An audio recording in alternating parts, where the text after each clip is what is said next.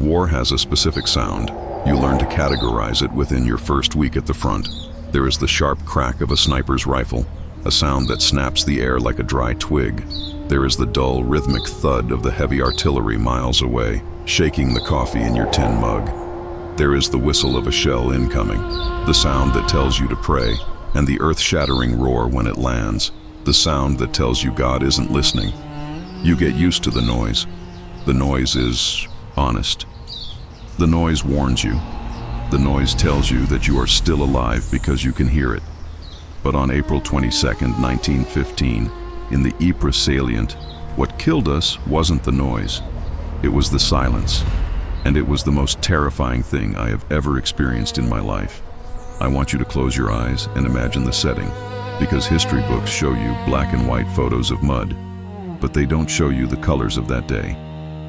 It was spring in Belgium. It was one of those days that felt like an apology from nature for the winter we had just endured. The sun was warm, actually warm, against our tunics. The sky was a piercing, innocent blue. For the first time in months, the wind wasn't carrying the stench of rotting horses or the latrines. It was carrying the smell of damp earth and growing grass. We were the Canadian 1st Division. We were fresh, or as fresh as you can be in a trench. We held the line on the left flank. To our immediate left were the French, colonial troops, the Zouaves and the Turcos from Algeria. I remember watching them that afternoon. They were hardened men, distinct in their colorful uniforms, contrasting sharply with the brown mud. They were relaxed. Some were playing cards. Others were brewing strong coffee over small fires, laughing in languages we didn't understand but recognized the tone of. It was the tone of boredom. The German artillery had been pounding Ypres for days, turning the medieval town into a skeleton of brick and dust. But that afternoon around 4:00 p.m., the guns stopped, just like that. The sudden quiet was heavy. It pressed against your eardrums. In the trenches, silence is suspicious. Silence means they are reloading, or they are moving, or they are waiting. We stood on the firing steps, peering over the sandbags, scanning the German lines across no man's land. Nothing moved. No helmets spiked above the parapet, no glint of bayonets, just the flat, scarred landscape of Flanders under the afternoon sun. I looked at my watch. It was 5 p.m. The sun was beginning its slow descent, casting long shadows across the craters. And then we saw it. It didn't start with a bang. It started with a hiss. If you've ever heard a tire losing air or a steam engine releasing pressure, imagine that sound multiplied by 10,000 coming from everywhere and nowhere at once. Along the German line, seemingly out of the earth itself, 2 greenish-yellow jets of vapor shot up. They swirled and combined, feeding into a single, massive bank of cloud. We watched in confusion. We didn't know what we were looking at. Was it a smokescreen? That was the common thought. The officers shouted down the line to stand to prepare for an infantry charge. We assumed the Germans were masking their advance. That behind that wall of smoke, thousands of gray coats were fixing bayonets, ready to rush us.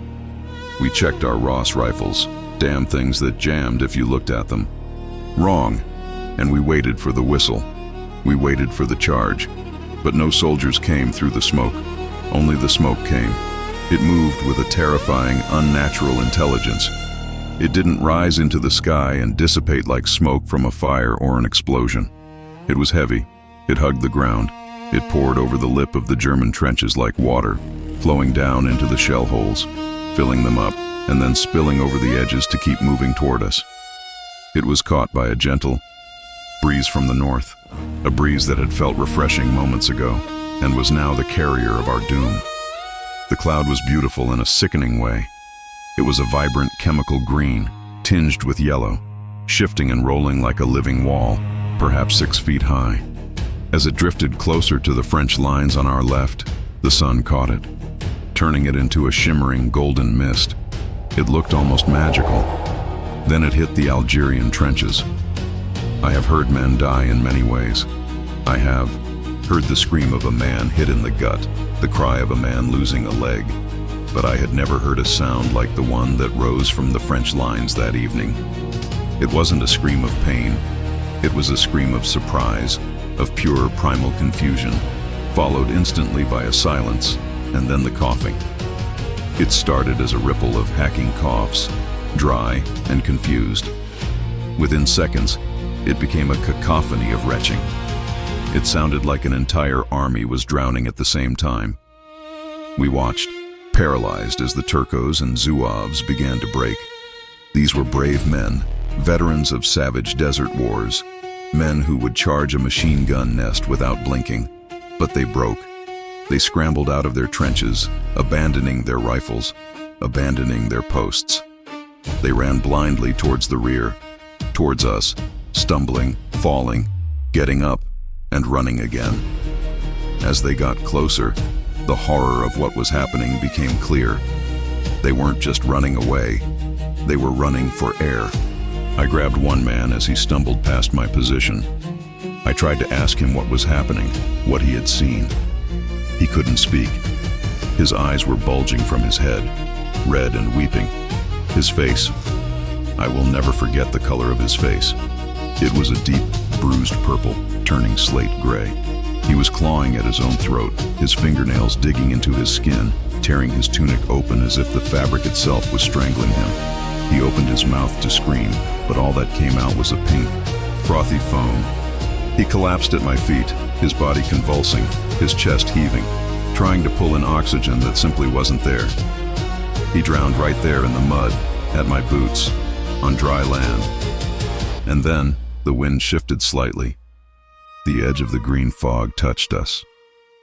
The first thing you notice is the smell. Before it burns, it smells. It was a sweet smell, sickeningly sweet, like a mixture of pineapple and pepper. It reminded me of the cleaning closet in a hospital, a sharp, metallic tang of bleach. That was the chlorine. Then the pain hit. It wasn't gradual. It was immediate and violent. It felt like someone had thrown a handful of hot sand into my eyes. I blinked, tears streaming down my face, but the tears turned into acid. I gasped in shock. A mistake. I inhaled a lungful of the green mist.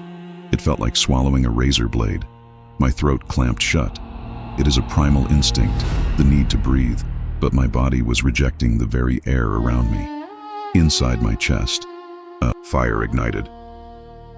I didn't know the science of it then. I only knew the agony. I didn't know that chlorine gas reacts with the water in your mucous membranes to form hydrochloric acid. I didn't know that I was literally burning my lungs from the inside out. I didn't know that my body, in a desperate attempt to wash away the acid, was flooding my lungs with fluid. I fell to my knees, coughing so hard I thought I would crack my ribs. I looked around and saw my friends, boys from farms in Ontario and factories in Montreal, doing the same. Some were vomiting, others were rolling on the ground, burying their faces in the dirt, trying to find a pocket of clean air. But the gas was heavier than air. It settled in the bottom of the trench. The safe place, the low ground, had become the death zone. Panic is contagious. It spreads faster than gas. I felt the urge to run, to follow the Algerians, to get away from this green hell. If we ran, the line would break. If the line broke, the Germans would walk through to the sea. The war would be over, and we would be the ones who lost it. Officers were shouting, their voices hoarse and breaking, trying to maintain order. But how do you command men who cannot breathe? How do you fight an enemy you cannot shoot? You can't bayonet a cloud. Then, word came down the line. A medical officer, or maybe just someone with a background in chemistry, had figured it out. The order was passed from man to man, gasped between coughs. It sounded insane. It sounded like the delirium of dying men. Piss on your handkerchiefs. That was the order. Urinate on a cloth, a sock, a piece of bandage, anything you have, and tie it over your face. Imagine the scene. Thousands of men choking, blinded, terrified, fumbling with their trousers in the middle of a battle, trying to produce urine while their bodies were shutting down. It was undignified. It was disgusting.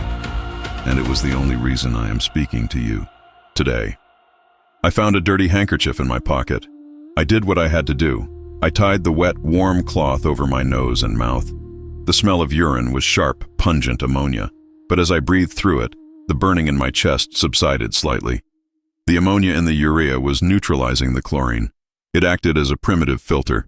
It didn't stop everything, but it stopped enough.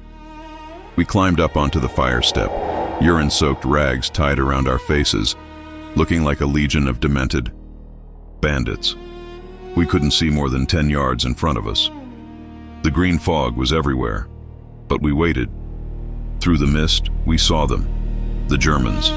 They were advancing cautiously, walking tall, not crawling. They wore primitive masks, pads over their mouths. They expected to find only corpses. They expected to walk over our dead bodies and take the position without firing a shot. They were wrong. We opened fire. We couldn't aim properly. Our eyes were swollen shut, weeping constantly. We fired blindly into the green haze. We worked the bolts of our rifles, firing, reloading, firing again. The machine guns on our right opened up, the rhythmic chattering cutting through the hiss of the gas. The Germans, surprised to find resistance where there should have been only death, hesitated. They halted. They were afraid of their own weapon. They didn't want to advance too deep into the gas cloud they had created. That hesitation saved us. Night fell, but the darkness brought no relief. The gas lingered. It settled in the hollows of the ground, trapped like pockets of poison. The shelling started again, high explosive rounds mixing with the gas.